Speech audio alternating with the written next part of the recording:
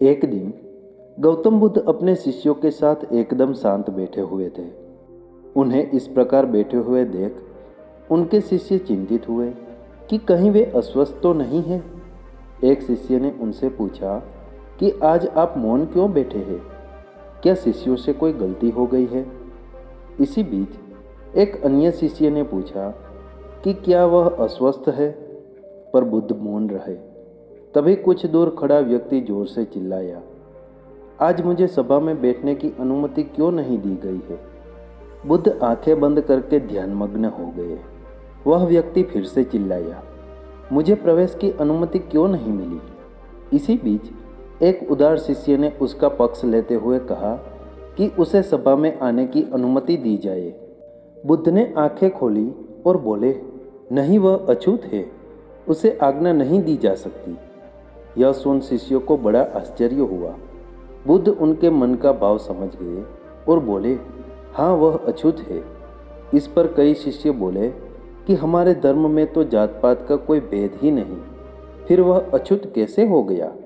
तब बुद्ध ने समझाया, आज वह क्रोधित होकर आया है। क्रोध से जीवन की एकाग्रता भंग होती है। क्रोधी व्यक्ति प्रायः मानसिक हिंसा कर बैठता है, इसलिए वह जब तक क्रोध में रहता है तब तक अछूत होता है। इसलिए उसे कुछ समय एकांत में ही खड़े रहना चाहिए। क्रोधित शिष्य भी बुद्ध की बातें सुन रहा था। पश्चाताप की अग्नि में तपकर वह समझ चुका था कि अहिंसा ही महान कर्तव्य व परम धर्म है। वह बुद्ध के चरणों में गिर पड़ा और कभी क्रोध न करने की शपथ ली।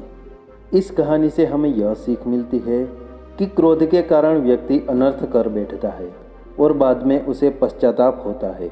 इसलिए हमें क्रोध नहीं करना चाहिए। असल मायने में क्रोधित व्यक्ति अछूत हो जाता है और उसे अकेला ही छोड़ देना चाहिए। क्रोध करने से तन, मन, धन तीनों की हानि होती है। क्रोध से ज़्यादा हानिकारक कोई और वस्तु है ही नहीं। बुद्ध ने कहा भी है, क्रोध को पाले रखना गर्म कोयले को किसी और पर फेंकने की नीयत से पकड़े रहने के समान है। इसमें आप ही जलते हैं। इसलिए हमें क्रोध नहीं करना चाहिए। अस्तु। नमो बुद्धाय।